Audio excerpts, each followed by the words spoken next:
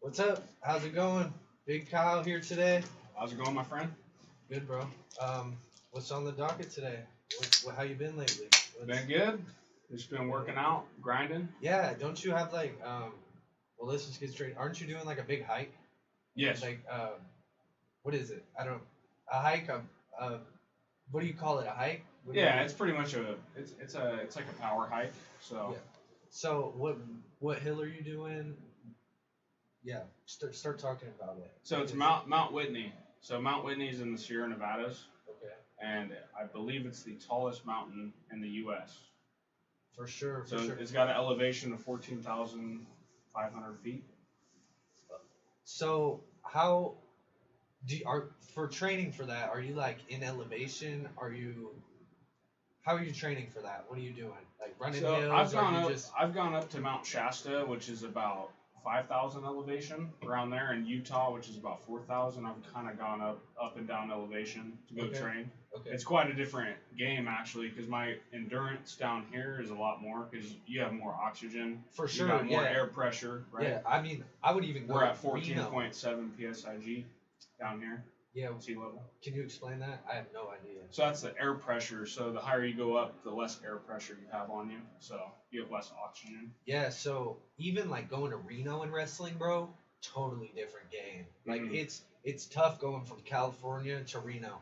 Right. And wrestling, it's like your lungs are just so dry and everything, right? It's so hard to breathe. So, what's like your preparation span? Because that's not something you can just go into and be like, I'm gonna do this, right? Like, I think it is. You can just roll out of bed and go do it. Oh yeah. I don't think so, bro. I'll be getting to that top. Yeah, for sure. But you're training for it. Yeah. Yeah. I mean, I'm running close to 5 miles, like 4 or 5 days a week. Yeah. So what is like your full training regimen like for this? Like, are you really regimented? Are you just playing it by ear? Right now I'm doing a mock. I'm like a mock hike. I'm going up to Radio Tower, Pete Adobe. Gotcha. And at that top hill, I'm trying to get up to 50 up downs at that top hill. I'm at 20 right now. That's a good amount. So I got 2 months to get up about 30 more up downs, which is doable. Yeah. So how often are you getting out there to push that? So it's been on and off. So I'm trying to train all facets of my endurance. So I'm running and then long distance and then sprints. You got to do it all. And then I'm doing like Muay Thai. So that's a different type of conditioning. Yeah, it's high output.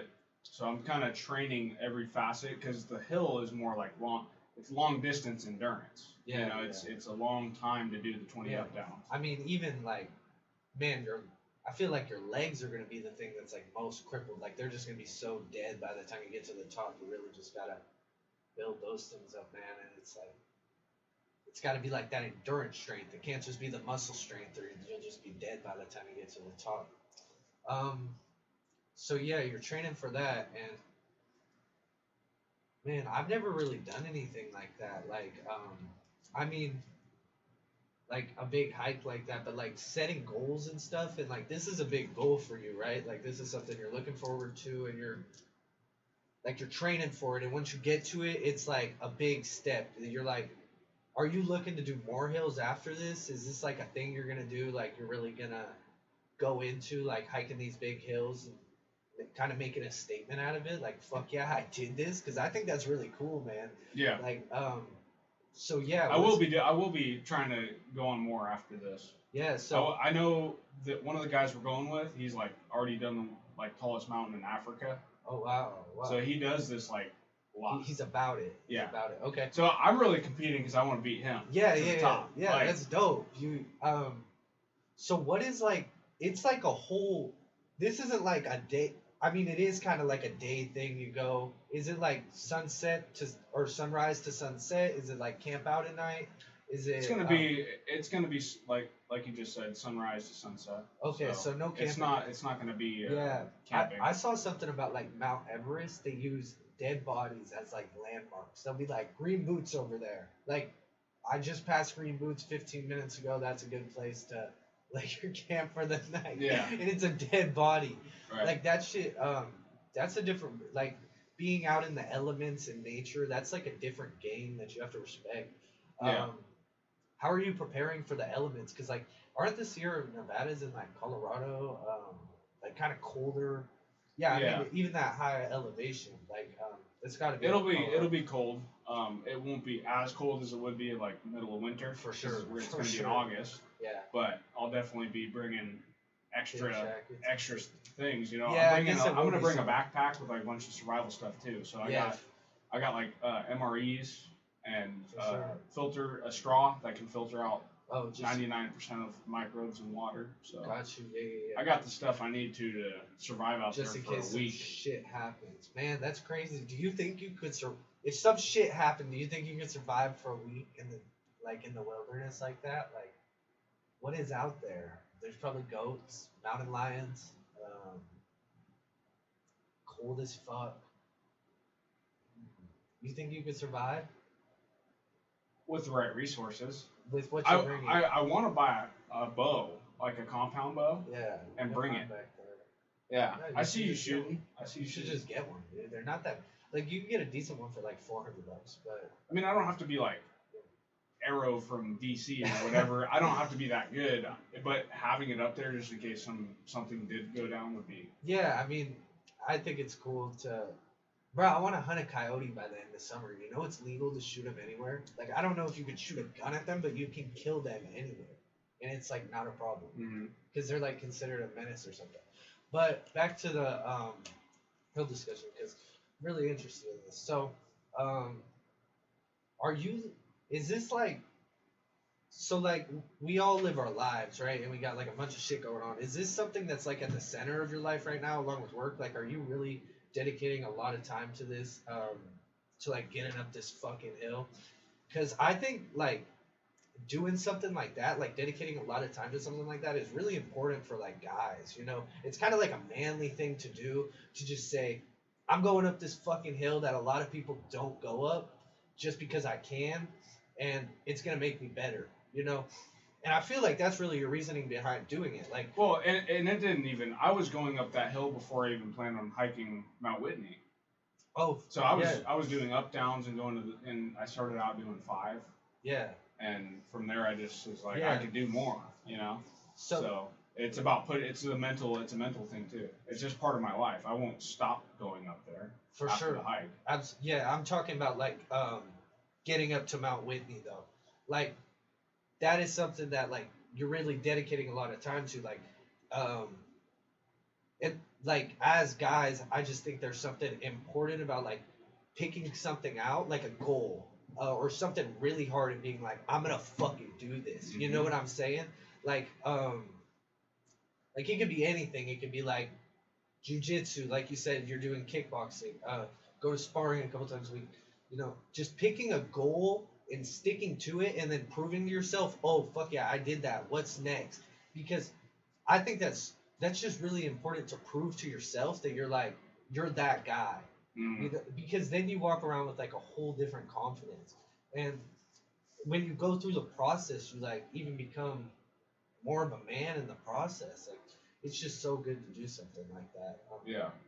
Yeah. David Goggins has been a big inspiration for me, because that's that guy. Yeah, hard, man. He proves that you can do it. And so once and then here's the deal. So once I found out I could do 20 up downs, it was like, now I got to do 20. Yeah, it's now I got to do 20, you know, at least. Yeah. You can't. I do 30, now I got to do 30. Can't take the foot off the pedal, man. It's like, once you got to keep finding your limits. I was actually talking to somebody at work about this the other day. He was asking me like, hey, you're a fitness guy. I'm going to Hawaii in September. What can I do? So I just gave him a couple little things like to start, because he needs to start. So I was just like, just start getting on hikes, start some cold showers, like start a little fast, you know, just start trying to go longer without food, because you don't need to eat as much as you do. Healthy foods, like all this. And we were just getting in, like talking about it. I was like, dude, you don't even know where your limits are. Like, you have no idea. And I didn't mean it like disrespectfully. I was like, you haven't pushed yourself to be able to find how far you can go as a person, and that's important. Like, you have to really put yourself at risk to do that, and dig deep in yourself and like in your spirit and who you are, and you'll find out more about yourself when you're doing that. And this kid was like listening. I hope he actually does it because it seemed like he had a little bit of potential.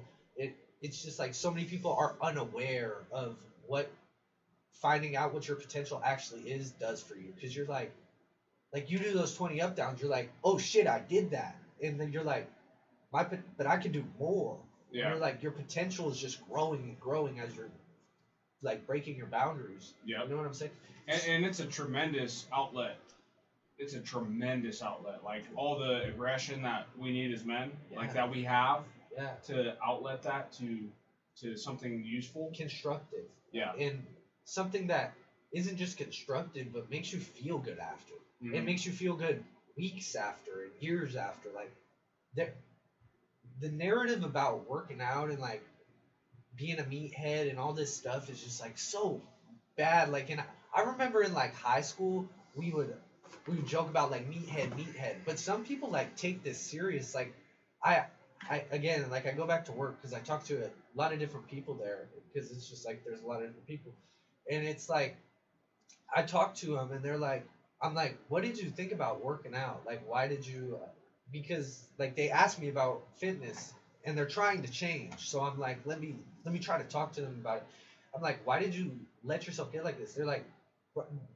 I'm like, did you just believe the meathead narrative about working out? Like everyone that works out is stupid, like all the, and they're like, yeah, like they actually believed like working out doesn't make you less intelligent. It doesn't benefit you like people say it does.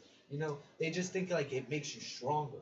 But it makes you a better person. It makes you like more resilient, more in tune with yourself, like able to handle more stress, more problems, all of that. And I bet your capacity for that stuff has even increased since you started like trying to get up Mount Whitney, because you're waking up every day with a purpose to get up that fucking hill. And purpose is so important, man. It's like, I remember like probably when I got my surgeries, man, and like I knew I couldn't wrestle anymore. It was just like purpose was so lacking, man, because you lose sight of something like you wanted, or it's just not possible anymore, and your purpose is like gone, and it's really gone. Like you can't like manufacture new purpose out of thin air. You have to like dig deep and find that purpose, and it's not easy, but you have to push yourself to do it. And some people never manufacture themselves, like never manufacture that purpose, because you have to create it. You gotta go find it. Yes. Right? It's like, okay, I'm gonna hike this hill, I'm gonna do this hard ass goal, and then you have to do it. Then you have to do it, but you also have to follow the journey to it. Yes. You know what I mean? Yes. You got to put in the work, but it also has to be more about like what you do as a person. It's just built in, right? I will train no matter what. You know what I mean? Absolutely. Yeah. But that is because I don't have to train for anything. You know, I will train though. Absolutely, but you didn't always used to be like that. You had to find a purpose to become like that. You know what I'm saying? Mm-hmm. Like, I refer to it as getting lost in the sauce. Like, lost in the sauce of life. Like, everything that's just around us, like women, bills, family, jobs, like, just lost in the sauce. You forget that, like, you need actual purpose to go through this life happy and be able to, like, navigate problems with some sort of moral compass. And, like, a lot of that falls back on your purpose. Like, navigating problems, because that lets you know like where you should go. Like if you have a family, your purpose is to take care of them, you know, first and foremost. Like we don't have that right now, so ours is like, what is our purpose? Getting stronger, getting more money, becoming like more mentally strong, handling more problems. Am I missing anything? Like I feel like that's pretty good right there for men. Like, yeah, and it's funny because when you get people that don't train at all, like I work with guys that don't train at all. I'm in the trades, and no one in the trades wants to work out. Yeah, they all go. And so I'll go on a job with somebody, and you know they'll be like, "This is going to be a really hard job." Like one of the old guys, they're like, "Yeah, we got all this cable to run, we got all this." They make it sound insurmountable, and then I get out there and I'm like, "Are you kidding me? That was not hard at all." Yeah. Because I train every day. You have a problem-solving mindset. There's nothing you can give me that's gonna. That's called a problem-solving mindset, man. And when you do stuff like you do, you get out every day, you work out, you go to your job, you work overtime, extra days, all this shit, you have that. And, one thing I was saying this on the last podcast, it's like people will tell themselves problems are bigger than they are and actually make the problem bigger or make it seem bigger. And everything is just so, it's like, I use the word relative, like, but it's like things are different to different people, right? Yeah. Like this problem, that seems small to me might seem big to someone else, and part of that is because of what they tell themselves in their head. Like they're like, this is a big problem. This is gonna become this. This is, and they start psyching themselves out a little bit. Like let's say we both wrestled. You're wrestling someone who's way better than you. You can psych yourself out and be like, and then you're gonna get fucked up way worse. Like you're gonna get fucked up way worse than if you just went in there and said, I'm gonna go work hard. You know what I'm saying? You can trick your mind into having a positive mindset. Exactly. It can be done. But you can trick yourself into having a weaker mindset too. That's right. And that's what psyching yourself out is. That's what, like saying, oh, this is so hard, this is so difficult. You just need to tell yourself this is easy, I can do it, and you will do it. Like you'll find like every single successful person ever is like, they spend a lot of time countering thoughts. Like they'll have a thought like, I suck at this. No, I don't. No, I don't. Like I'm good at this, and I'm gonna keep working to get better. Mm-hmm. Like that complacency isn't there, but like complacency is far from the equation. But like you have to counter the negative thoughts, and it seems like a little thing. Like I was explaining to this guy who I was talking about earlier. Like when you drive past the corner and you see the cheeseburger place that you're used to shopping by, counter that thought. It's 5 seconds, 6 seconds, but that's a huge 6 seconds right there. You just have to pass by that light, not take the turn into the cheeseburger place, and then how many calories is that? You're missing out on a fry, a Coke, and a cheeseburger. That's a huge difference in your day. You know what I'm saying?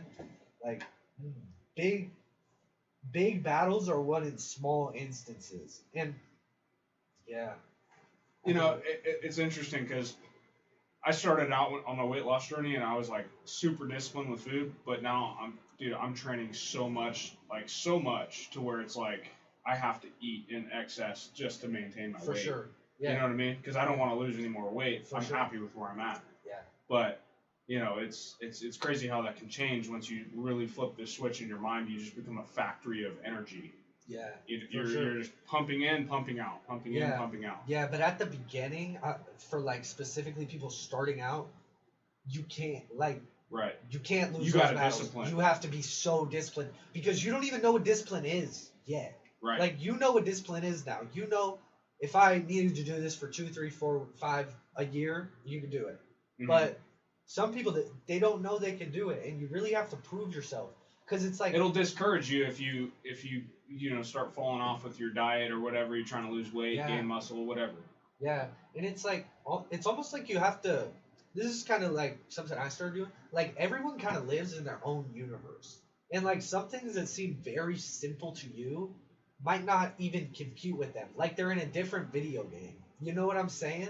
And it's like I'll say things to some people and they'll be like, "Huh?"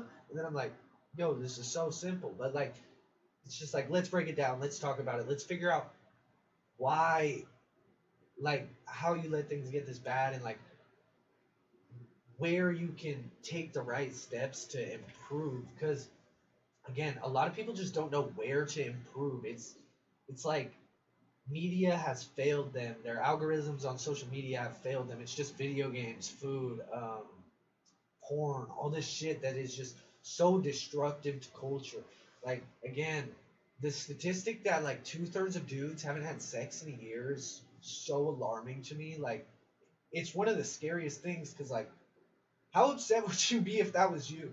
Like I don't know, maybe you'd just be working really hard so that's not you anymore, but like that is such a detrimental statistic to society because you know the women are out here doing what they do, and 2/3 of guys, like that means only 33% of guys are winning.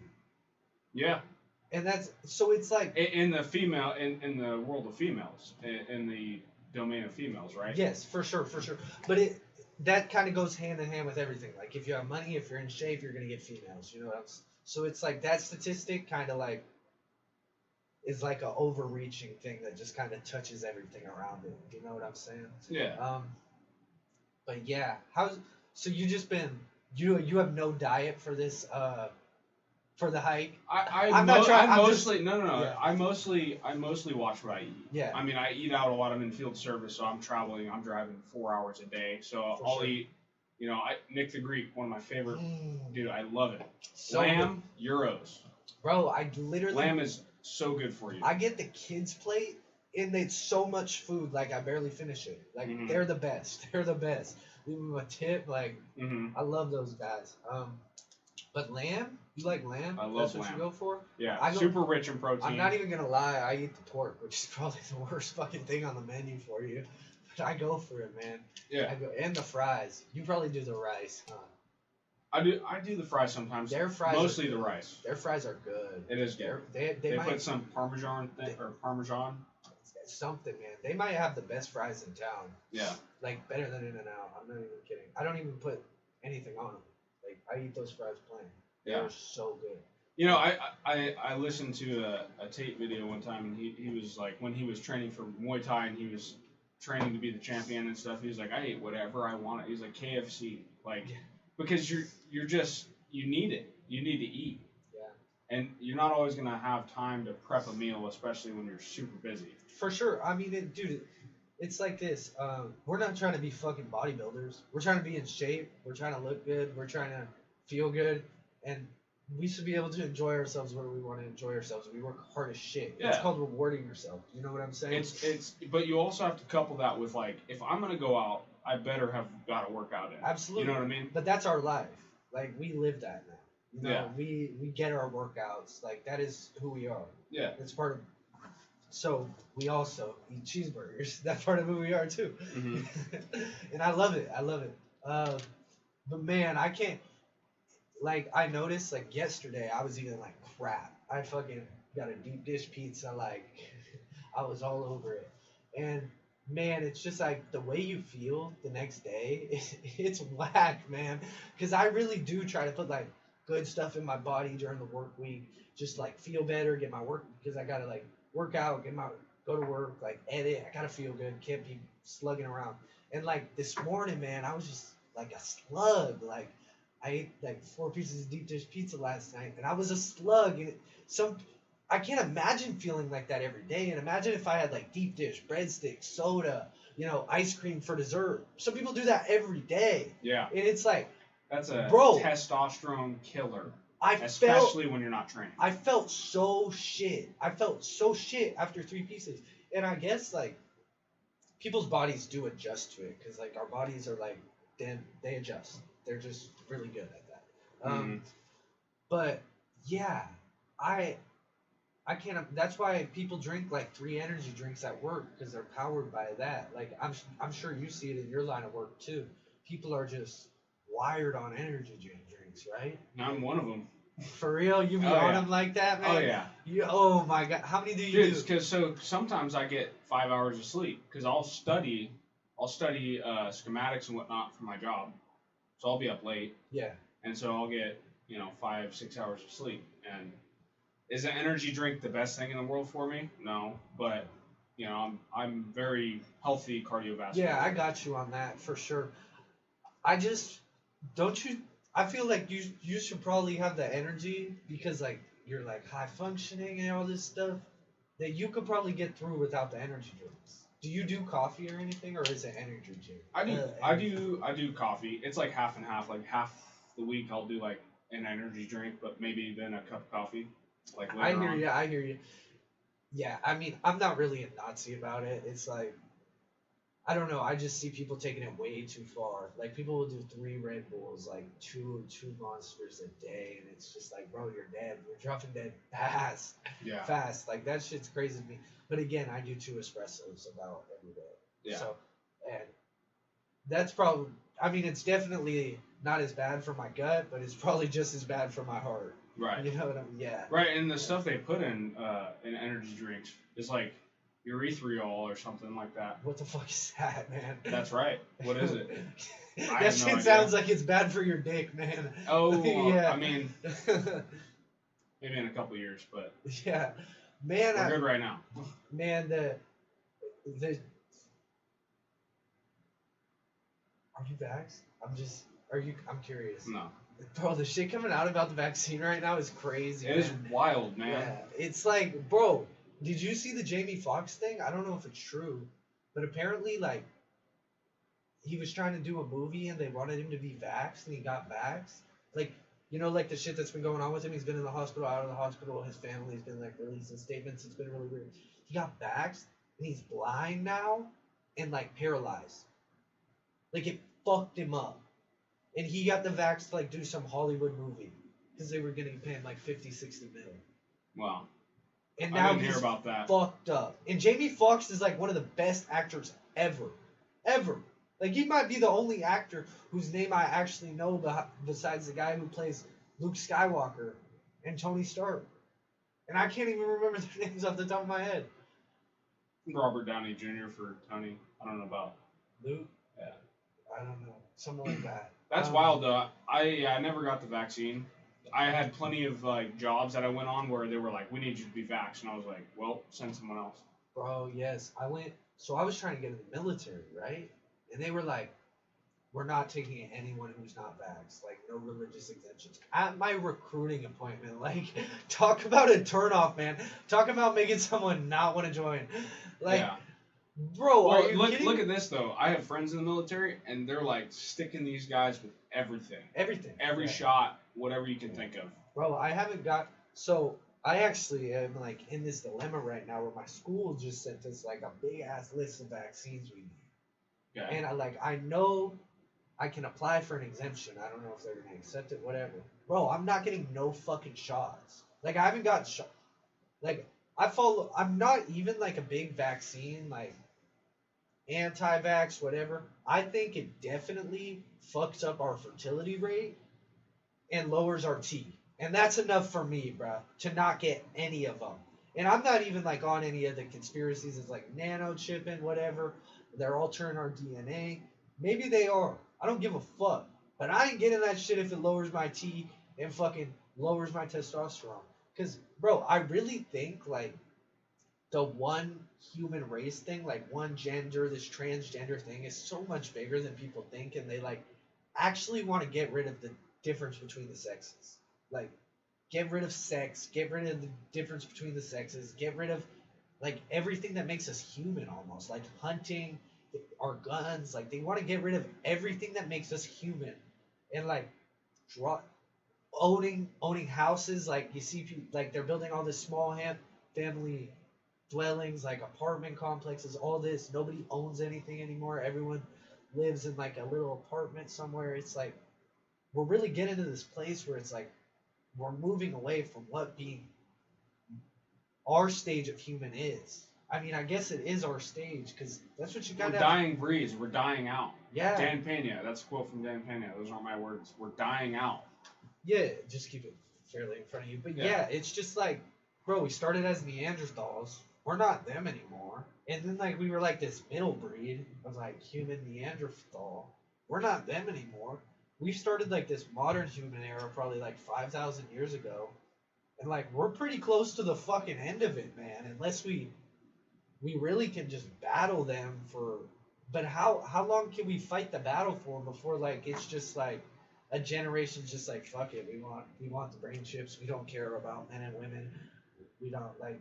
We can just click this thing in our brain and get pleasure. And be like, oh, damn, she's hot. Oh, damn, she's hot. And it's like they're in front of you and they're real. You know, because I'm really scared for the day they make like women like virtually feel real. Because that is like such a driving force that keeps men like working and being productive. Absolutely. You know? Yeah, and it's like the whole purpose of life is reproduction. In the Bible, be fruitful and multiply. Yeah. And I'll even extrapolate this to the gym. Like when I'm in the gym and there's girls in there, I work harder. 100% I work harder. Like whether I notice it or not, it's just like, oh shit, she might look, oh, I'm gonna be pumping this shit. You know what I'm saying? Mm-hmm. Like because of women, we work harder and like we want more. So if you start giving these soft guys that don't want to go into the field and like already barely doing enough to like keep society afloat and easy out of like competing for women, bro. So that's society collapse 101 because we already see it with porn. We already see it with like dating apps and like on these AI chatbots that OnlyFans bitches are putting on their OnlyFans. Is like they reply to them instead of the women, and it's just like they have the women's the algorithm has the women's thoughts because they've sent so many texts before. It's just like so authentic. That shit scares the fuck out of me. That's our biggest threat. Like fuck global warming, fuck nuclear war, fuck whatever else you're scared about, starving to death, bro. The AI is gonna eradicate humans. I don't see a way out of that. That's why, but that's what Elon Musk was talking about with the brain chip is like the only way that the AI could see us as useful is that we merge with technology. Exactly. Because the AI doesn't care about feelings. The AI could just be like, well, they've ceased to be of use. Let's eradicate them. Right? That's the idea behind Elon Musk's brain chip. He might be a little extreme, maybe not, but that's the idea. The Elon thing's kind of tricky because it's kind of like I can't tell if he's with us or against us. I can't either. I'm actually I'm really interested that you said that because I was thinking that the other day. Because, bro, it's like he does it. He goes to like he went to the Met Gala. He was wearing this outfit that like said something. It was like "Vivo" something in French, and it means New World Order. Like I swear to God, it was an all-white coat, and like it was stitched on the back in white. And then he buys Twitter, and he's working with DeSantis, who's kind of like anti-Trump, and Trump's kind of like the only guy who's really like anti-New World Order like that. And you know, if you were trying to disguise yourself, you would probably work with DeSantis, right? Because he's kind of like the guy who's trying to work from the outside into the Republican primaries. Like you wouldn't align yourself with any of the Democrats because they are way too extreme. Right. Way too extreme. So you kind of get this guy who's like trapped because believe it or not, DeSantis is in the swamp. Like he's been in politics for too long to be in the swamp. That's why we love Trump. Because Trump is not in politics. He is in the business. He is in the business of being president. He's not in politics. He doesn't do Congress. He doesn't do Senate. He doesn't do any of that bullshit. He worries about running a country as a business. You know, the best thing possible. At the highest practical level. Exact. Yeah. Perfect. That's a perfect way to put it practically because like everyone's promising all this unrealistic shit all the time.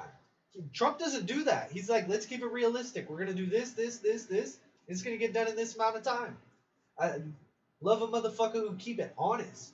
Like, how much is that to ask nowadays? From when we have all these mediums of communication. You know what I'm saying? You know, it's funny because you brought up honest. It's like when you're going through day-to-day life and you run into someone and you just know they're trying to like full of shit. Be nice, too nice, and you're just like, bullshit. You're not that nice. You know? Yeah. It's kind of like that. It's a people pleaser, right? So you have all this democratic bullcrap it's people pleasing. It's like, we're going to please this crowd and appeal to them. And it's like, guys like you and I, we see that and we're like, bullshit. Yeah. And you want to know what's kind of, I heard this the other day. It was like, they appeal to please these people, right? Like the BLM group, the trannies, all this, whoever is on that liberal group. But the day they take the bone away from them will be the day the Democratic Party dies. Because I saw this, it was Patrick Bet-David, he posted this thing, and it was like, you give something to someone once, it's a gift. You give something to someone twice, it's like, it builds anticipation for the third time. I'm not saying it exactly right, but you give something to someone a third time, it's expected the next time. You give something to someone 4 times, they're dependent on it. And then you don't give it to them the 5th time, they're your enemy now. They want to destroy you. Yeah. You know, it's like a parent who gives their kid a video game every day and then takes it on the 5th day and says no. That kid's going to be belligerent. Right. They become reliant on it. Bingo. So it's like you give people this feeling, the transgender, the black life, this feeling of being like, oh, you matter. when like really, you guys don't do anything for society except complain and burn down buildings and like protest and put bad laws into effect. Like that's really all you do. And the day Democrats, a real Democratic Party, actually like wins out, because hopefully that actually happens, and we have a real Democratic Party and a real Republican Party, and it can just be like a fair battle, not all this extremism on the Democrat side. And like Republicans, I mean, we're pretty moderate. I don't see the extremism. Maybe like who's an extreme Republican? I can't even think of one. Like off the top of my head, I can't think of one. Exactly. It's like so, but I can think of extreme Democrats, and it's basically all of them. Yes. Yes. And so, dude, the Democrats it's an ideology. It's not even politics anymore. It's like it's almost cultish. Yeah, it's like a religion. Yeah. I mean, religions are. I'll say this: religions. They all act the same. They're all cultish. Yeah, and yeah, and I feel like the Republican Party still has like some of that non-cultish feel where everyone is just kind of like nomads within the party. There's so much variation within the Republican Party. Like you have guys like us, you have suits, you have guys who are out in the swamp all day, like in their overalls, fucking throwing the nets in the lake, like getting the fish. You just have a wide variance. And then in the Democrat Party nowadays, it just seems like old time Democrats, like that don't understand what the Democratic Party actually is. Like some of our grandparents probably, and like stuff like that. And like this new age of extremists, like literal extremists, and the indoctrinated college kids that have 4 vaccines and on birth control and still wearing masks, man. That's another thing, man. It's like I see that and I'm just like, you just know that's. It's really sad. That's a brainwashed person. Yeah, it's really sad, man. Fuck. What is that you turn? I'm hitting the cord. There we go. That's good. Tight now. Yeah, it is just really sad. And again, this goes back to what we were saying earlier. Like, a way to fight that is to have purpose. Like, you don't get lost in that democratic sauce of, again, lost in the sauce. It is a perfect term for, like, today's society. Everyone's just so lost in the sauce. They're lost in the democratic sauce because they have no purpose outside of that. Like, we have this purpose that every day we have to work out, get money, take care of ourselves, like, strive to take care of our families in the best sense we can. A lot of people don't have that, so they get lost in the sauce of like thinking inwardly almost too much, like, oh, how do I feel? It doesn't matter, bro. I saw this Jocko video today, and it was like Jocko, David Goggins, Rogan, Jordan Peterson, a compilation of all them saying like, when I wake up in the morning, I don't even ask myself how I feel. Like, I can't remember the last time I asked myself how I felt when I woke up in the morning. Actually, like this morning, this is actually really weird because I told you I ate like shit last night. I woke up at like 3:30 a.m. and I was like, whoa, I'm actually having like anxiety right now. Like I just woke up and like I do not get anxiety ever. I woke up and I was like, what is this feeling like? Because, posting on the internet, like that gives you anxiety. It's kind of like nerve-wracking. I don't call it anxiety. It's just pressure, Mm-hmm.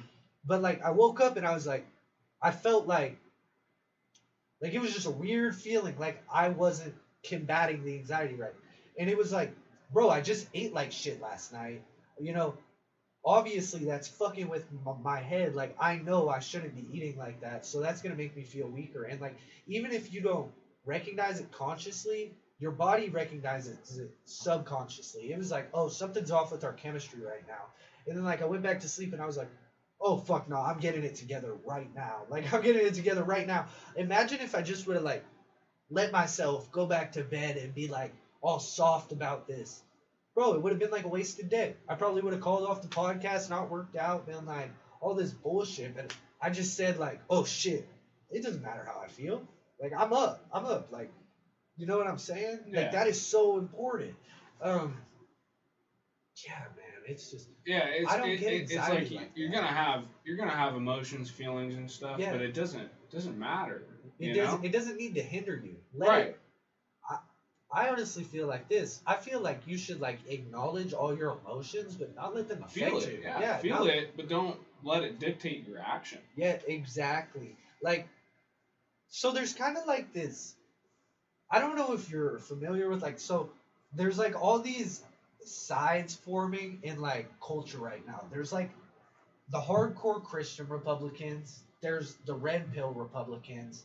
There's like the last hanging on thread of Democrats. That's like Robert Kennedy Jr. Uh, and then there's the extremist Democrats, which are like Joe Biden and all of Obama's, Hillary's, all of them. Yeah. So there's like these four groups. And in the red pill Republicans and the Christian Republicans, there's like this big difference where it's like, so the red pill Republicans is basically like this new age that kind of is like religious. It basically consists of like Muslims and Christians.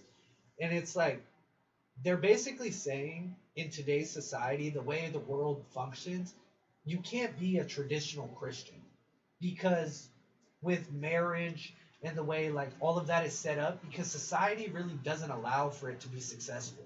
You know what I'm saying? Like marriage, how we go about being a virgin until marriage for men, like you can't really partake in that and be successful in America's society. You know what I'm? So the red pill Republicans are like, yo, you need to like look at the reality of the world and be like, you are not gonna date one woman and have sex with one woman and be like, oh wow, this is everything. Like it's just not gonna work out like that because you don't have enough experience, and then she's gonna end up in a workplace or something, and it's gonna like open her eyes to the world, and you're gonna end up fucked because you don't have enough experience to even like handle her. You know what I'm saying? So I don't know if I'm doing the best job explaining it, but the red pill Republicans are kind of like more hard asses. They're kind of like more fuck you. Like we can't keep being sympathetic with the gay movement. We can't keep being sympathetic with the trans movement. We can't keep being sympathetic with hoe culture. Like we need to be like, this is unacceptable, denounce it, and fucking try to stop it. Because it just seems like traditional Christians are just so okay with everything that's happening. It's sick. Like it's sick. You know, they're kind of just like, oh yeah, the churches can fly gay pride flags. Like what the fuck? And all this shit. I don't know. But it's balanced, right? So it's like we're a free country and freedom of speech, and so the Republicans seem red pill and the like you're saying the Christians are seem to be able to get along on some sort of understanding. I've seen a couple of guys do Andrew Tate videos like talking about what's he saying and how does that apply, and a lot of these Christians are talking about how what he says makes a lot of sense. Ben Shapiro did a video on it. For sure. He was like, he had the right diagnosis, but the wrong solution. So it's like, there's an agreement there still. Yeah, I hear what you're saying. And they're not attacking each other, which is how the Democrats and the Republicans do, right? For sure. And yeah, I'm not necessarily saying the Christian Republicans are bad or the red pill Republicans are bad. I think I'm probably more aligned with the red pill just because, like, I really think like the way culture is heading is just so destructive. The Christian Republicans really aren't doing enough to like speak out about it. Like, I don't know. I don't want to say I don't know because there are a lot of people on that side that are kind of standing out because like I feel like Candace Owens is like that Christian Republican. Yeah. She's not really like, but she is kind of red pill because she likes Andrew Tate too. It's weird. It's just like. Maybe there isn't as much of a divide there as I think. Right. Yeah. But again, there is like,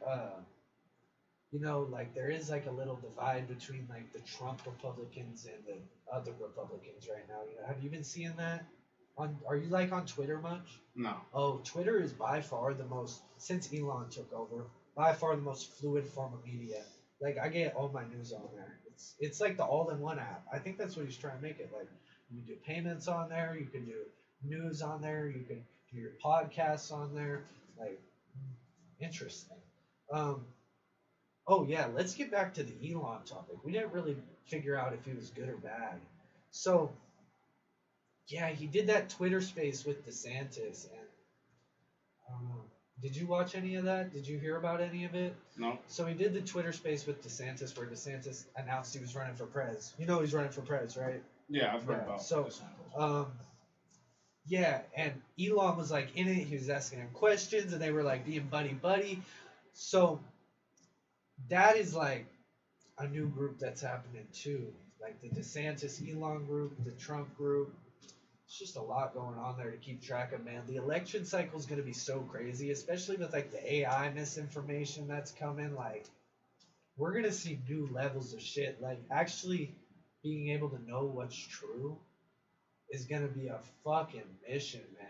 It's going to be a mission. Like, I didn't think that was something we were going to have to face in our life. Like, knowing if a picture's real, knowing if a video's real. Mm-hmm. Like, how are we even going to know? What? Yeah, that poses the question, like, what's that going to do with, like, you know, that makes me think, like, you know, someone could fabricate police their brutality, whole life. right? Rape. Something like that. Rape. Yeah. Anything. Like, so it's like, how are we going to know what's real? And that's really scary because it's like, especially as guys, like, let's just talk about it. The first thing that comes to mind is like, you have money, sexual assault charges. Like, that happens way too much against guys. I'm pretty sure it just, who did it just happen to? I mean, like, obviously the Johnny Depp Amber Heard thing, everyone knows about that. It's just like the most obvious one, you know. And imagine if she could like have an AI bot just like put it up to her and it just looks so real. I don't know how we're gonna have authentication against that. It's like we're gonna have a verified badge on our skin or something. I don't know, and that's like that's the QR code. Yeah, and that's like. That's what the government wants. They want a QR code to scan us every time we leave the house, every time we come back in, every time we get in the car, how long we're in there. Yeah, like, where you at? Yeah, and like, man, I was looking at something today. Like, Teslas are really affordable right now, bro. Like, they're like $35K. You know, after gas tax. I mean, the money you save on gas from like a couple years, you're down to $30K. Like, man, those electric cars are looking enticing compared to like everything else right now. But I don't know if I believe in the fucking electric car movement. Maybe I'll have one when I'm older, but I won't have it for my primary car. Yeah, I mean, I would get one and then I wouldn't run around saying save the planet. You know, it's like that's just my point of view. It's like I would get one because I want one. Yeah. Not because I want everyone else to have one. Yeah, for sure. Yeah, it's just like the control factor electric car brings into your life. Like, man, all they have to do. You know, one thing my dad would like this is like his big thing. He says like China's getting EMPs and shut off all of our electric systems one day. Like, that's his fear. That's like his number one fear. And then we're just like, because America's just so retarded, we're gonna be so fucked. Like we will just, yeah. And I mean, China has the smart people to be able to actually pull off something like that. Like, that's not something we have to worry about from anywhere but China. Yeah. So that's something scary. It's scary to think like we're kind of in this new age of warfare where it's like we haven't experienced like electronic warfare, really AI warfare, any of this yet. And it's coming. Like by 2025, we will be seeing full blown like fake AI press releases that millions of people think are real about like. Because we're already so polarized. Like, imagine Trump wins president and, like, some Democrat makes some AI thing of him saying, like, Jews are evil. People will believe it. Like, half the country will believe it if it looks real. And they put it in Times Square. You know what I'm saying? Yeah. And they have the power to do that. The new era of war is scary. And, like, the stuff that's happening in Russia and Ukraine, they're just blowing each other up. Yeah. And they haven't even really scratched the surface of what this new warfare is going to be. Right. Because Ukraine's like fairly retarded.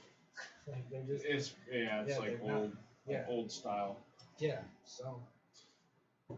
That's. But yeah, that's to tie back to what we first talked about. It's like that's why we train. You know, it's like there's going to be something. Yeah. And it's like I would rather be ready than not. 100%. It's. The fear of not being ready should be enough. You know what I'm saying? Like, and the fear that... The weakness that's in society today, our society in particular, is, you know, it's... So there was this video going around on Twitter for a couple days, and it was this fat lady. She had a stroller, and she fell in the parking lot, and there was, like, a slight downhill. And the baby started rolling down the stroller towards the road, and then you could just see the cars go, woo, woo, woo, woo. And like she's trying to get up, she can't get up because no one's there to help her. Nobody's there to help her to get up, and she's fat as shit. And her baby is rolling towards the freeway, about to get whoosh, by like 6 cars. Luckily, like a guy steps in last minute, like grabs the stroller, and it's like it doesn't go into the freeway or whatever it was. And she's just like on the ground, like out of breath, couldn't get up, like still couldn't get up. The guy had to come bring her the stroller, help her up. Like if that video is not enough to make you say, "Oh my God, like what I'm doing right now is unacceptable," like, because that's what it is. It's unacceptable. Like when I was eating like that when I was a kid, my parents would say to me, "That is unacceptable. Like go to your fucking room." Yeah. And it needs to be punished like that. You gotta set an example. You can't positively reinforce negative traits and negative habits. And you know, that's something I'm lucky for, to have like something like the wrestling room growing up in, or like even like my friend group, because it's just like, and I'm to the extreme. Like I will never enforce a negative trait. I'll never positively reinforce a negative trait. And my family hates me for it sometimes. Like, I don't know, maybe I take it too far, but like if I see my family doing like some dumb shit and I'm just like, what the fuck are you doing? Like, let's switch it up. Like, I don't know if I'm just being like a narcissist or an asshole. Like, I really don't try to be, but it's kind of like, I don't know. Like, don't be a retard. Like, it's not that hard to just like not neglect things. Like, if you're gonna do something, do it right and do it fully. You know what I'm saying? And yeah. Well, in regards to food, it's like, dude, it's a unit of energy.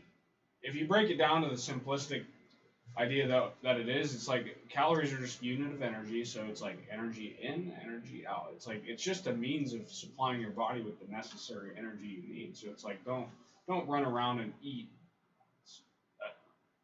crazy amount of food and then not use it. Yeah. It doesn't make sense. There's no practicality in it. Right? Yeah, but it's like you get off to it. You look forward to it. It's like that cheeseburger that's just so enticing, and it's just when you don't have something else to get off to, like the gym, that just really makes you happy inside. Or like, again, some people like they like to go see their girlfriends and shit, you know. Yeah. Fucking that makes you happy inside. You know, other people like they like to be at the lake. That makes them happy inside. Some people it's just like fucking a cheeseburger, and it's really sad. Like that really makes me sad because it's like, fuck, that is what you get off to every day. Because like I could see it like, because I look at it like that. Like when I have something really good, I'm like, oh my God, yes. But it's a reward. It's like, yes. But that's it, right? It's like you gotta work for that dopamine. And you ever follow Andrew Huberman? He talks about short-term dopamine, which is cheap, like pornography, whatever it is, alcohol. Yeah. It's cheap. It doesn't do any good for you. But if you delay the gratification through training, I don't enjoy training when I'm in it. I enjoy it afterward when I got through the hard thing. So you got to train, and if you want to reward yourself with a little bit of cheap dopamine after you worked your ass off and got that long-term dopamine release, then you're not going to be in such a critical position, you know? Yeah, and I feel like what we're saying also like is very transferable to like the hood and like gang violence, because like they get off to the gang violence. They get off to going out selling drugs, holding the gun up to someone, robbing them. Like, trust me, that is what it's the same thing. Like, it is the exact same thing. The same thing those people are doing in the hood, like robbing people, selling drugs, all that shit. It's the exact same thing as the fat people going to get a fucking cheeseburger. It's what they get off to in the day. It is what gets them, like, the excitement, the adrenaline. And again, it sounds so stupid to me to say people get off to cheeseburgers, but they do. Like, I swear, people will DoorDash themselves food, and they'll be like, they'll just sit there with the food in bed, and they'll just be like, and it's just like, that is the best part of their day. And it might be a good part of your day, but you absolutely cannot look at that as the best part of your day, because that's sad. Yeah. Like, you have to have more purpose than that. Discipline. Exactly. And another thing, it's like, the best part of your day necessarily shouldn't be the happiest part of your day. And I'm like exploring this idea of like, bro, why do people dictate how good their life's going based off how happy they are? You know what I'm saying? Like, it sounds really weird, like, because as a culture, we put like so much emphasis on being happy, you know, like doing stuff that makes you feel good. But that doesn't do anything conducive for you at all. No. So it's like, why are we so focused on being happy? I don't get it. It's again, like it sounds weird because you want to be happy. You want to exist in this happy mind space, but to be happy, you can't be happy. It's unrealistic to think that you're going to be happy all the time. Yeah, it's like not. It's like the yin and yang. Yep. You black have fish to to white fish. You have to be unhappy to be happy. Yeah. Like I am, and again, I don't even want to say I'm unhappy. I'm just like neutral, stoic, I guess you could say. And I know you've been exploring this too, like stoicism. It really is like the only way for a man to navigate life. Like we're just thrown in a whirlwind. It's like you have to be standing in the middle of the whirlwind, not getting swirled in that shit. You have to be so feet in the ground, and then like when you're ready to move and put your feet in the ground again.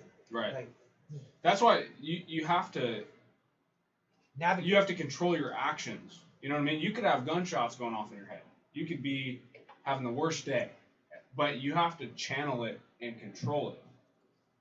That, and, you know, if for some people that's like being assertive. So it's like if someone's stepping on your toes, you don't lose your lid.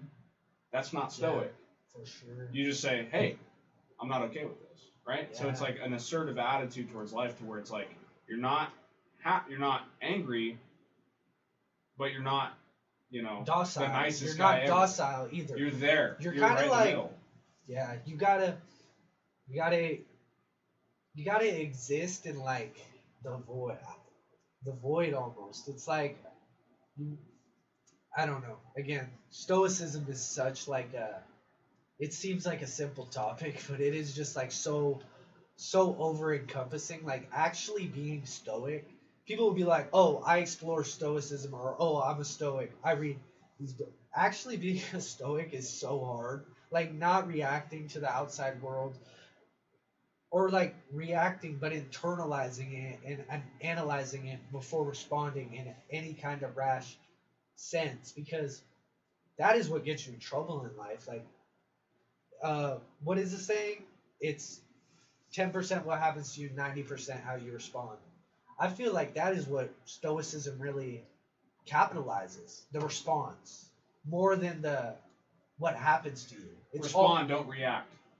It's all about the response. It's all about the response.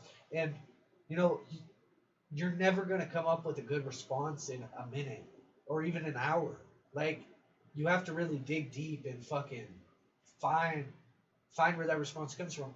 And it could be like school, it could be working out, it could be, again, I feel like I always mention family because I feel like a lot of people in our generation really neglect like the family union and how important that is to your overall happiness. Like making sure your family is good and like taken care of and that they're doing the right things is like, I know it's important to my happiness. Like if my family was fucking up, man, again, you can't control them because it is like everyone lives their own life, but that would really piss me off. Like I feel like the family unit kind of needs to move as like a warrior clan, like back in the days. And if your family's not on board with that, you need to like create a warrior unit somehow with like other guys or like your own family someday. You know what I'm saying? That's kind of like what Andrew Tate says. Like, you have to like be around guys that are about it. Yeah. So it's like, if your family's not about it and they don't want to be a war unit with you, you have to create a war unit. Like he has that thing called the war room, and he like advertises it as this big thing for making money and stuff, but really what it is, I'm not in it, I just know.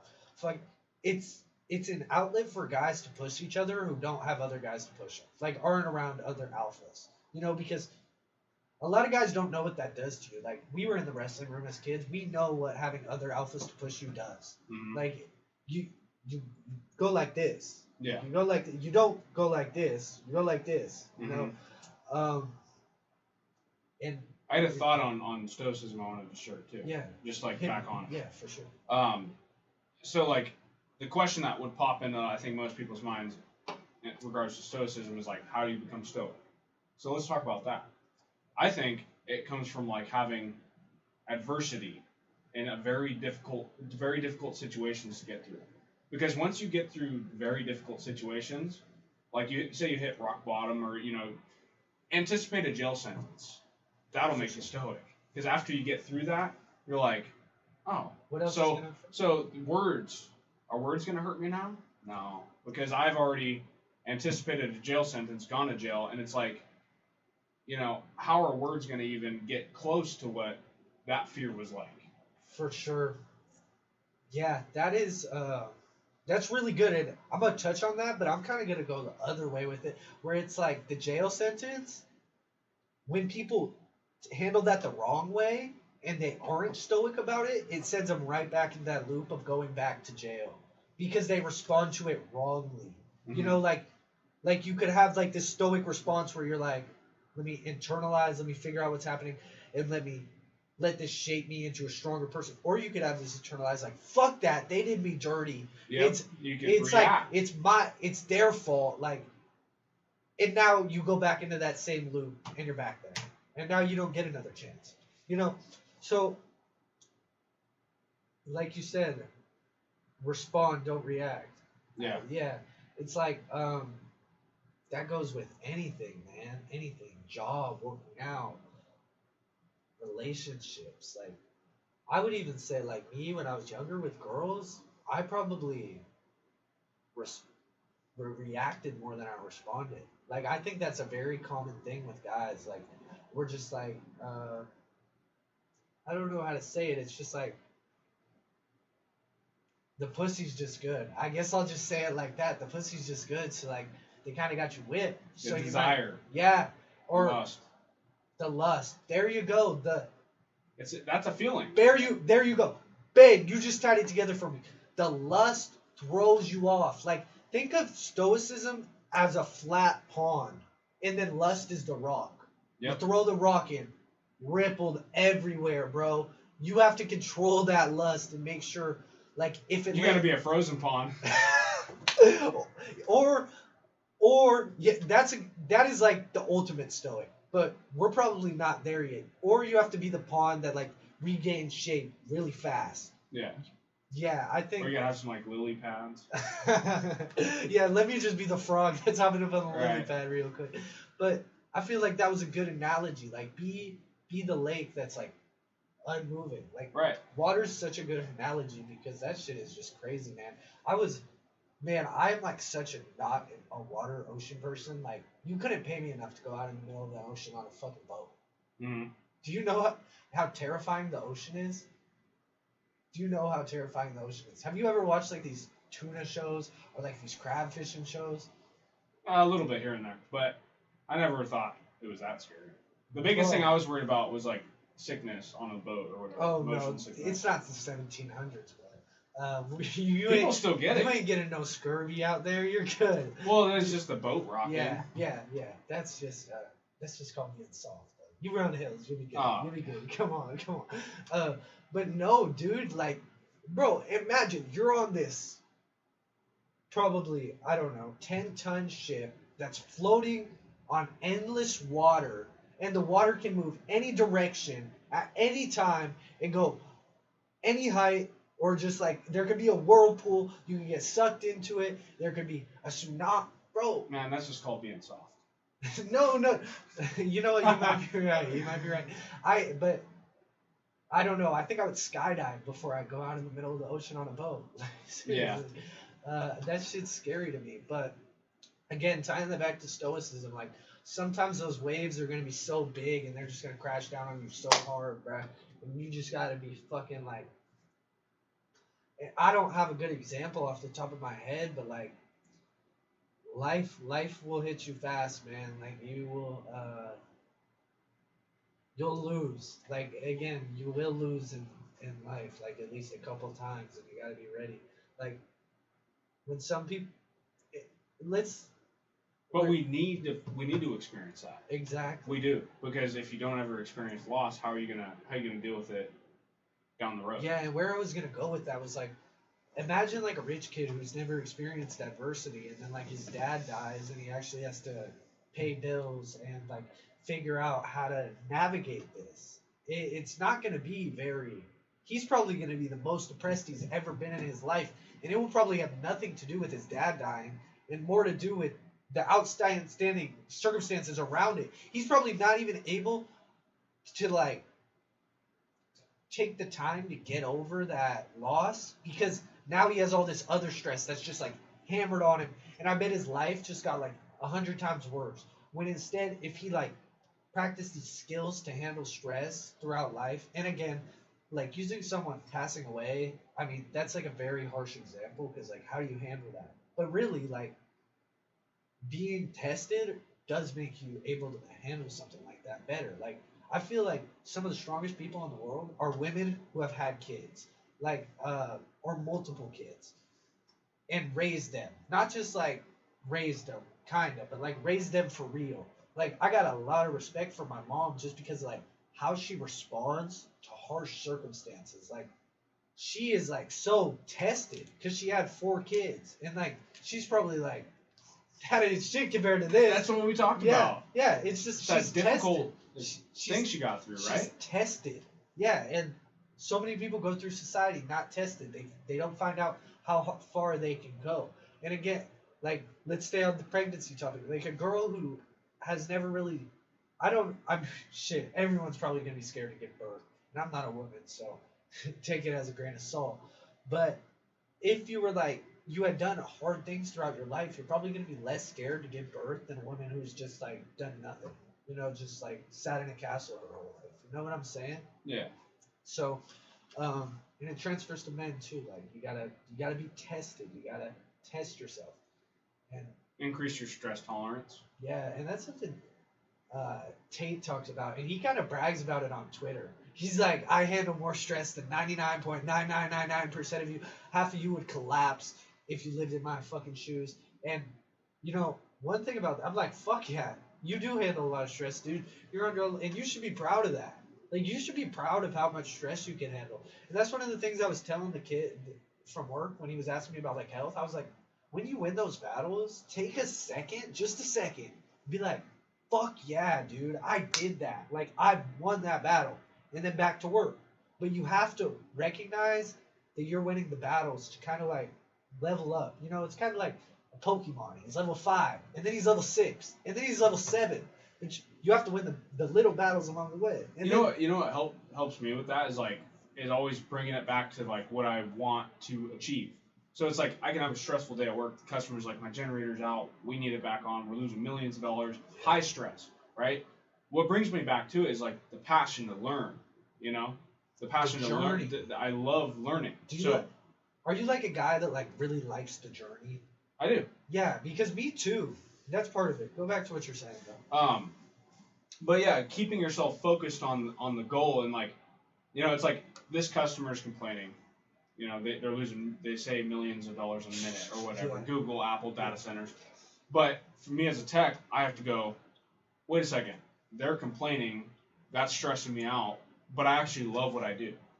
So let's kick this into gear and use the passion to learn. To level up. Yes. Oh, and then, bro, let's talk about being in stressful situations and using that to level up. Like, you have to be in those stressful situations to level up. And like we were talking about simulating it earlier, but a lot of the times you're not going to be able to simulate it. Like you just said, You're thrown in there. Bitch, get in there, do your job. We don't care. Like, we need this done. Come on. Like, and they're just telling you, we need this done, and you got to be like, oh my God, they need this done. But you have to be like, in your head, I'm going to get this done. I'm going to take it step. I'm going to get this done. I'm going to get, it can't be, oh my God, they need this done by this time. I'm going to get this done. Right. It's just like that. That little diction change in your head will take you so far. And the way you talk to yourself is so important. And you got to embrace the challenge. In your head, in my head, it's like, I see it as the challenge. You know, it's like, this is a hard problem to solve. I got to fix this. That's your video game. Pretty That's much. your video game. Yeah. No, that is exactly what you just described. It's like people will go into their Minecraft world. They're like, let's build this house today. Let's get the diamonds. Yeah. And you're like, let's get these real diamonds. Like, let's win this video game today. Yep. And I think video games are so destructive to society. Like, I didn't understand this when I was younger, and I didn't play a lot of video games either because my parents kind of kept me off it until I was like 11, 12. Mm-hmm. But man, dude, like, video games are boring to me. But like a lot of people, they spend so much time on video games and like not doing anything else. And again, like, I understand having outlets because a lot of hobbies are like destructive. Like, you can go out, be drinking, you can be gambling. Video games are better than that. So if you're gonna go out and gamble, you're gonna go out and drink, like drunk drive, do something bad, play video games instead. You know what I'm saying? But if you're just like stuck in it, not working, like we said, it has to be a reward. Right. It has to be a reward. Everything's okay in moderation. Yeah. And that's really like so true. Everything is so fucking okay in moderation. Like, even meth. I ain't gonna do it, but if you wanted to do a little meth, I ain't judging you. Come on now. But I'll stay away from it. Me too. But I'm just saying, like, if somebody did do a little bit of meth, they would probably be okay. But you can't do it again. You know what I'm saying? Right. Yeah. Everything's okay in moderation. Right. And also just be like aware of what you can't do, because like some people, it's like, you know, for me it's alcohol. It's like, dude, I drink. I'm not coming back. That's just me. Yeah. It runs in my family. Whatever. I've accepted that I'm not going to do it again. Now I have ultimate motivation to do other things. You know, like working out. Like, I can train like a maniac because I'm not drinking. You know what I mean? Yes. So sacrifice that. You know, Jocko Willing talks about it. You know, he says he hasn't drank in 20 years and he drank normal. You know, he just would go out and whatever. Yeah. But it's not worth it. One day you just don't look back. You just say, I'm not looking back on that shit. No. You know, it's just that. Like, you just put something down and say, I'm not picking that up again. Yeah. And there's power in that. Like, yeah. You know, some people might be like, oh, that's lame. But you get power from that. Because it's a value that you stay true to. And again, it could be something so small, but when you betray your values, you really like chink your own armor almost. Like, you make yourself a little weaker. You know, like, imagine you're a soldier or a samurai in the battlefield in the 1800s. You just chinked your own armor before you go to battle, and now that sword's gonna slice through you a little easier. Yeah. You know what I'm saying? It's like you're being destructive in a sense. Self-destructive. You gotta fuck, I forgot what else. I like what it's on the topic. So I like what Chris Willick said. I don't know if you're familiar with him. He's kind of like a podcaster. He talks to like Jordan Peterson. Gotcha. All these guys. He says that confidence isn't built by, you know, positive self-affirmations in the mirror. It's built by having a stack of undeniable proof that you are who you say you are. So that's a quote from Chris Willick. That's freaking dope. Yeah. Because that's true. And that's like the chink in the armor is like, you're not really who you say you are. You're devaluing yourself. You're not really following your own moral. Yeah, and that's huge because, you know, when you're around, so like in the wrestling community, there's so many levels to like how good you are, and right, like the people at the top, it's almost they breathe a different air than the other guys. They 100% do. Like they like I'll even say like they shit on the other dudes because they live a different lifestyle. Like, they breathe that air differently. Mm-hmm. And I know I'm saying, like, air or whatever. It's a metaphor. But, like, that just means they live the lifestyle. Like, they breathe the lifestyle. When you're saying, like, they breathe that air just means they live it. Like, it's everything they do. It's in every single thing they do. Every single decision they make is, like, this is going to make me a better wrestler or not.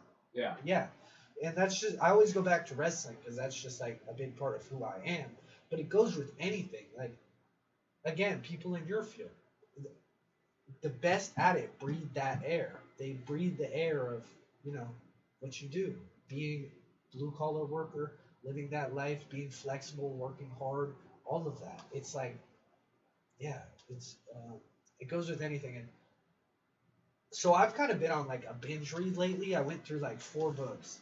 And then I'm reading this one manga series that, like, ties back to one of them. So I did, like, I reread How to Not Give a Fucking Why. It's like one of my favorite books ever.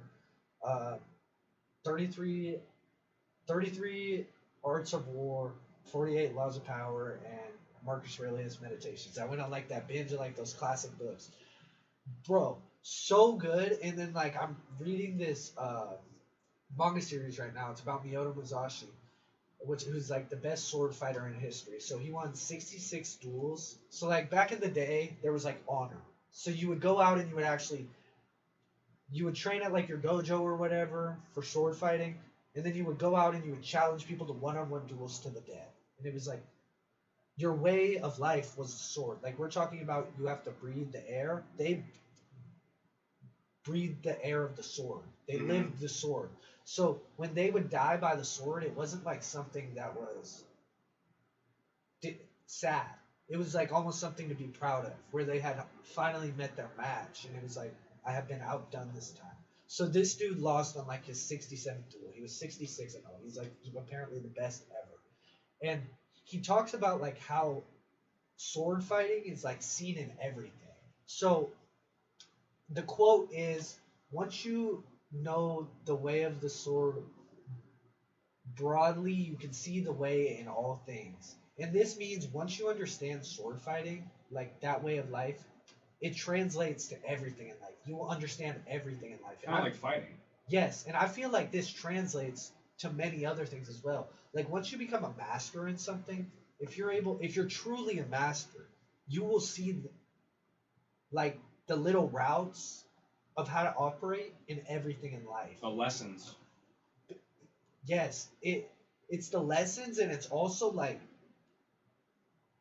you just know how to operate a little differently. Like you breathe that you're breathing that higher level of air. You're just existing on a higher level than most humans. And it sounds weird to say, but it is. Like some people, they just exist on a higher level than people who just go through their days and just go through the motions.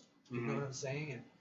And that's I don't understand it. That's why you call them NPCs. It's like they're computer programmed. Right. They're not even like, they're just existing. They're not living.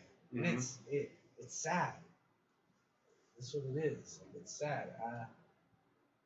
And the NPC count's going up. That shit is going up. Okay, so we just cut out real quick. We good. So those books I was talking about. So I read Marcus Aurelius Meditations. Classic. I don't even know how old this book is. When was Marcus Aurelius around? Like 15th, 16th century Greece? Like, or I don't remember. But the book is basically just like an account of the lessons and like things he saw in his life. Because like he existing in the area he existed in, like that European continent back then, was just like, bro, it was like really the beginning of modern civilization.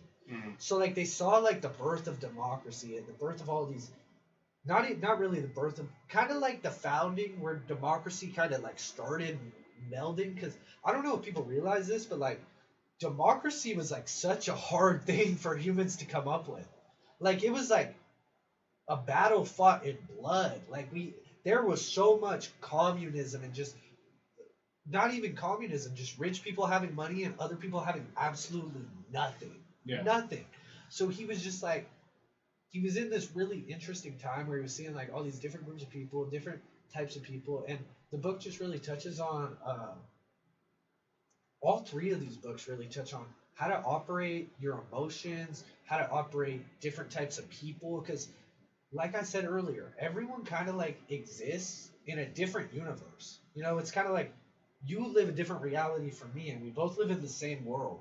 You know what I'm saying? Like, again, it's like you could see a girl and think she's beautiful. I could see a girl and think she's horrible, ugly. You could see a fucking picture and think it's beautiful. I could see a picture and think it's ugly. You know what I'm saying? Like, we exist in the same world, but we're so different. Perspectives. So you really have to try to understand other people, and that's one of the things I feel like the Marcus Aurelius books talks about, is like working with other people and like agreeing with them and coming to some sort of common ground is a lot harder than really people understand it to be. And like people think getting along with people is supposed to be easy, and I feel like that's why we have such a fucked up world nowadays. Like nobody accepts the challenge that this is hard and we actually have to make like real negotiations and solve real problems.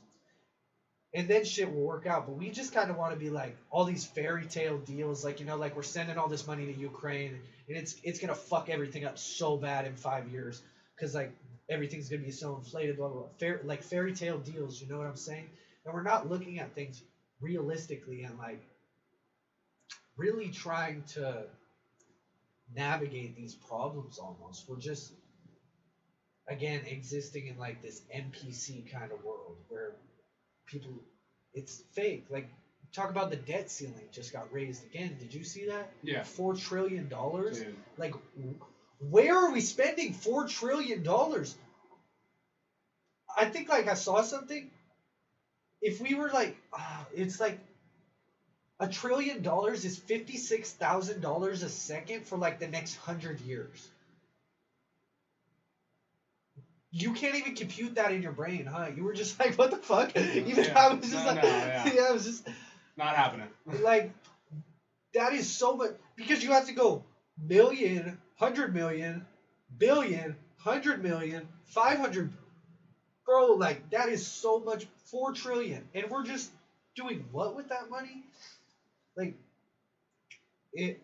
Looking at these old books and like the practicality of the way people used to look at life is so refreshing compared to like what we have today, where you can only find a sense of logic in Jordan Peterson, Joe Rogan sometimes, because he's still like half lib and I don't get it. Like, bro, just say you're. Well, he's open minded. Yeah, but and that's the cool thing about Joe Rogan. Again, like it attracts probably more of an audience, but when are you going to put your foot in the boots or your feet in the ground and kind of be like, the way America's trending is horrible. Like, it's horrible. Because not everyone is trying to be that way.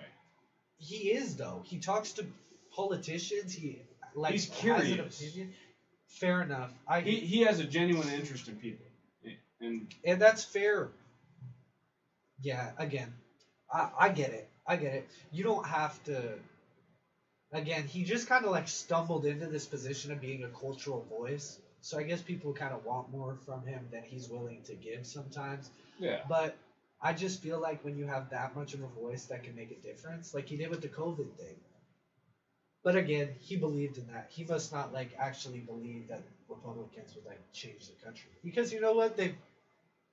Even I'm kind of on the boat. Like, it's just a uniparty system at this point. Trump's kind of the only guy that like exists outside of it, and then he has like his group. But we're kind of just like a uniparty system at this point. Like, how did we?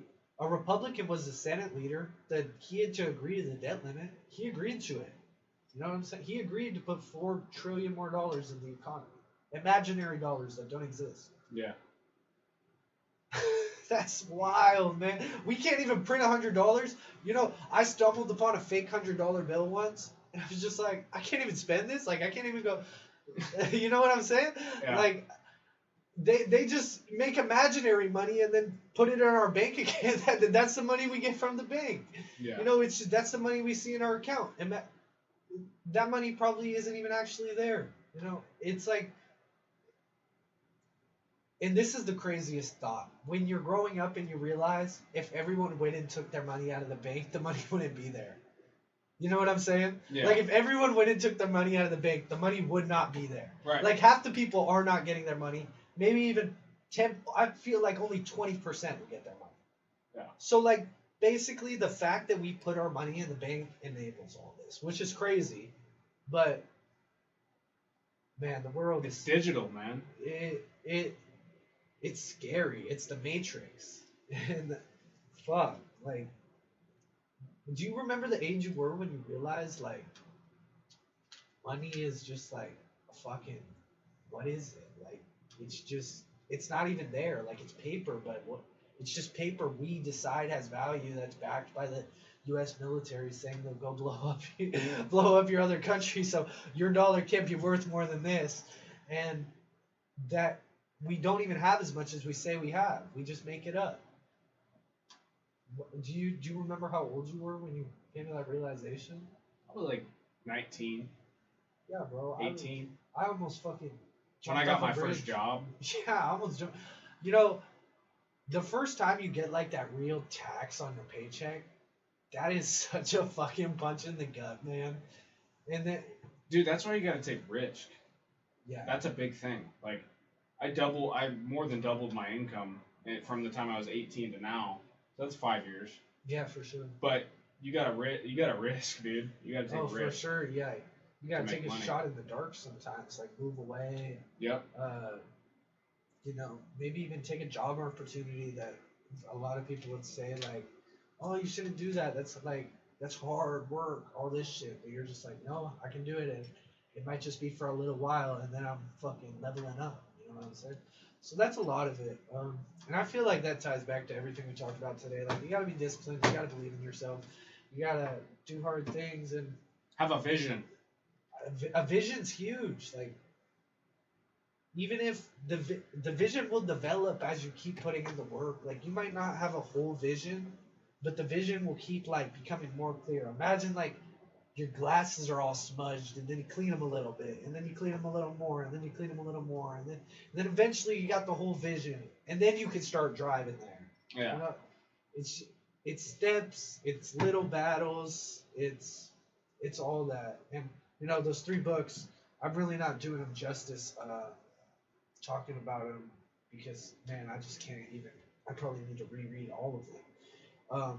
But 33 Laws of War, 48 or 33 Arts of War, 48 Laws of Power, Marcus Aurelius Meditations. Recommend them so highly. And I think there we'll cut it. Thanks for having me on, bro. And I appreciate you, brother. You know, welcome anytime. And I appreciate the energy, all that. CJ Show episode 12. Damn, we're getting up there. It's a lucky number. Is it? It is. That's what I'm talking about. We out.